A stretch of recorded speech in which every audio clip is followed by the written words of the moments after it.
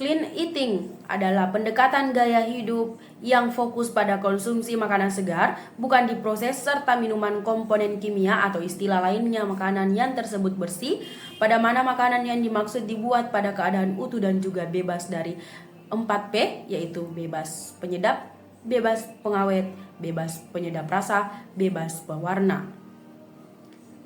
Tips diet ala idol K-pop, rahasia turunkan berat badan dengan cepat sekali.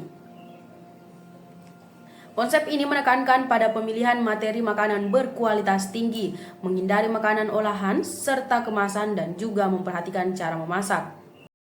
Real food adalah konsep yang tambahan luas daripada clean eating, yang mana menekankan pada konsumsi makanan yang mana berasal dari alam, kemudian tak diproses secara berlebihan. Real food mencakup semua makanan yang digunakan dapat dikonsumsi tanpa perlu diproses atau diubah bentuknya. Makanan ini biasanya mengandung bahan-bahan yang digunakan tidaklah mengalami banyak inovasi atau tambahan zat kimia selama proses, produksi, atau pengolahan. Contoh real food: buah-buahan, sayur segar, daging segar, susu segar, biji-bijian utuh, kacang-kacangan, minyak nabati alami, bahan-bahan simpel untuk memasak seperti rempah-rempah, lada, juga garam. Dalam makanan real food dan juga clean eating terkandung banyak nutrisi dan juga serat, yang mana tambahan baik dibandingkan dengan makanan ultra processed food atau makanan yang dimaksud diproses secara berlebihan. Konsumsi real food dan juga clean eating ini sangat membantu kamu pada menjaga kondisi tubuh, memberikan energi yang mana berkelanjutan, serta membantu kamu pada manajemen berat badan kamu, juga mengupayakan pola makan yang seimbang juga bervariasi. Real food itu lebih tinggi fokus pada asal-usul makanan lalu tingkat pengolahannya, seperti buah-buahan, sayur-sayuran, daging segar, dan juga lainnya. Kamu juga bisa saja tahu apa sekedar material makanan di makanan yang tersebut kamu konsumsi. Sedangkan clean eating itu lebih tinggi fokus pada kualitas material makanan dan juga cara memasak, seperti lebih besar memilih makanan yang tersebut tak menggunakan tepung, gula, lalu minyak. Namun, kedua cara ini sama-sama dapat menghasilkan hidup kamu terpencil lebih besar sehat. Karena dengan cara yang dimaksud kamu jadi tahu zat yang tersebut terdapat dalam di makanan kamu, lalu kamu sanggup mengontrol secara langsung asupan makananmu sendiri. Penyakit jantung juga pembuluh darah telah dilakukan menyebabkan 17,3 juta kematian setiap tahun. Kondisi ini semakin serius dengan meningkatnya tindakan hukum serangan jantung pada usia muda. Di Indonesia terdapat peningkatan prevalensi serangan jantung pada usia kurang dari 40 tahun, yakni 2% tiap tahun sejak 2000 sampai 2016. Data Global Burden of Disease lalu Institute for Health Metrics and Evaluation 2014 hingga 2019 menunjukkan bahwa penyakit jantung merupakan pemicu kematian tertinggi dalam Indonesia. Situasi ini semakin mengkhawatirkan dengan meningkatnya prevalensi serangan jantung pada usia muda.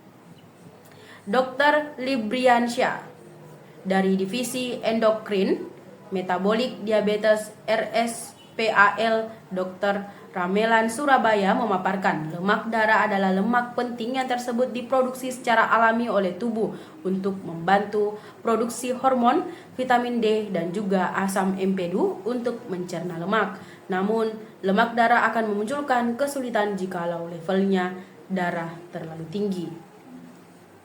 Kadar lemak darah yang digunakan terlalu tinggi, khususnya low density lipoprotein, dapat menyebabkan penyempitan pembuluh darah kemudian meningkatkan resiko penyakit jantung. Sebaliknya, high density lipoprotein berperan penting pada pembersihan pembuluh darah dari steroid berlebih dan juga mengembalikannya ke hati untuk dikeluarkan dari tubuh, terang Dr. Libriansyah.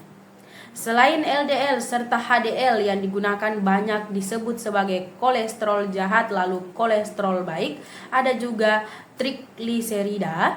Kadar trigliserida juga perlu dijaga agar tetap saja normal. Kombinasi kadar trigliserida dan juga LDL yang tinggi dengan HDL yang digunakan rendah dapat menyebabkan pembuluh darah mengalami pembentukan plak sehingga resiko penyakit jantung kemudian stroke pun akan meningkat lanjutnya.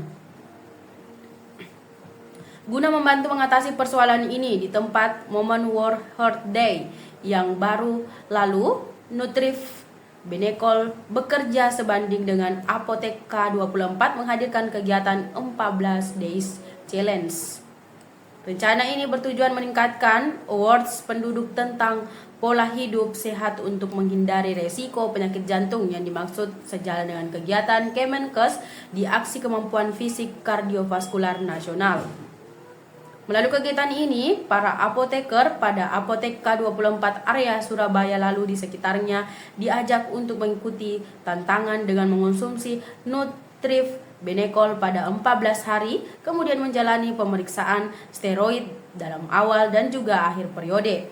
Inisiatif ini tak cuma bertujuan memberikan pengalaman dengan segera bagi apoteker terkait pengelolaan kolesterol, tetapi juga agar mereka itu setiap saat menyokong upaya meningkatkan kesadaran publik terhadap pencegahan penyakit kardiovaskular kemudian resikonya.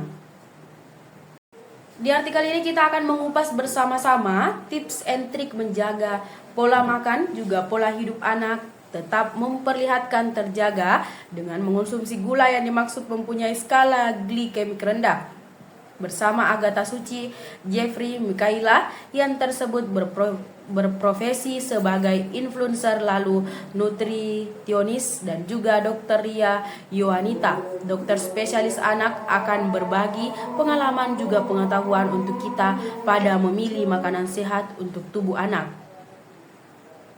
Mikaela sebagai influencer juga ahli gizi, seringkali memposting tentang gizi di dalam sosial medianya. Mikaela sempat memposting cuitan yang mana isinya mengenai temannya yang mana berbagi terkena penyakit diabetes mellitus pada masih umur 24 sampai 27 tahun. 3 di dalam antaranya bukanlah genetik melainkan pola hidup. Bagi Mikaela tentunya hal yang dimaksud sangat disayangkan. Mikaela si ahli gizi yang tersebut termasuk pada Gen Z berpendapat dibandingkan menyalahkan orang lain, kita harus lebih banyak aware lalu mengontrol diri sendiri terhadap makanan yang dimaksud kita konsumsi. Mikaela mengaku ia pun ada rasa penasaran terhadap makanan-makanan manis, apalagi yang tersebut sedang viral.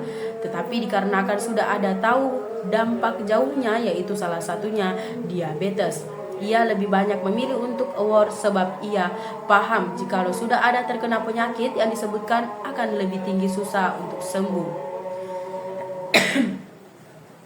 Mikaela menyatakan jenis-jenis gula akan berpengaruh di tubuh kita. Seperti contohnya gula pasir, gula alkohol penting untuk diketahui dikarenakan jenis gula yang disebutkan akan sangat berpengaruh untuk tubuh kita.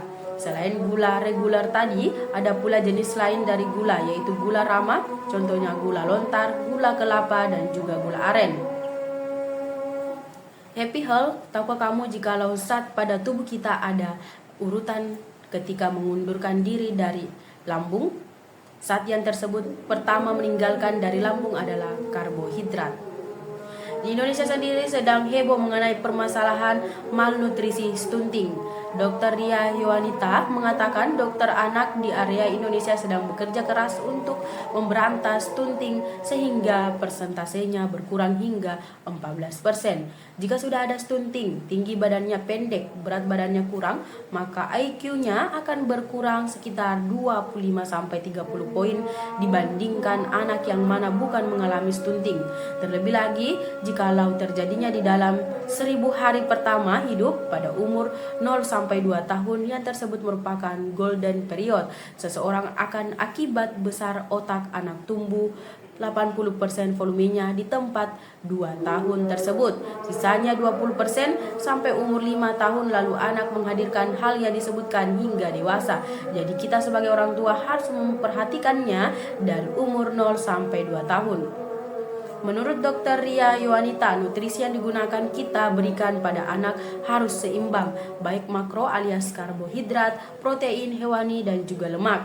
Yang harus digarisbawahi menurut Dr. Ria Yowanita, nutrisi yang dimaksud bukan boleh berlebihan tetapi tidaklah boleh juga kekurangan.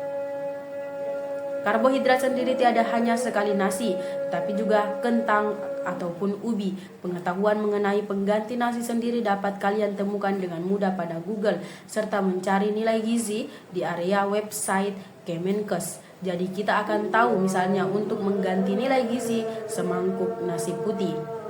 Selain memenuhi zat-zat di tempat atas, yang dimaksud tidaklah kalah penting adalah mengganti gula reguler dengan gula ramah, yang mana tentunya mempunyai angka glikemik rendah. Kenapa harus mengganti gula reguler dengan gula ramah?